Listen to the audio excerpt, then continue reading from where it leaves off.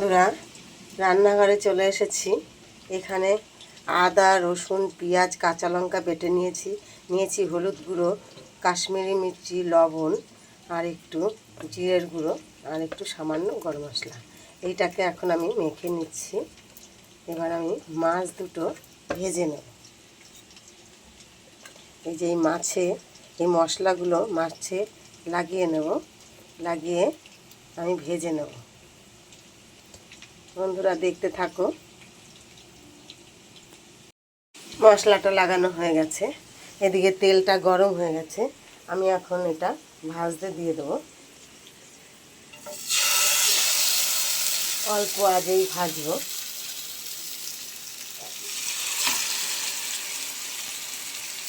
দেখো বন্ধুরা এই যে আমার মাছ ভাজাটা হয়ে গেছে।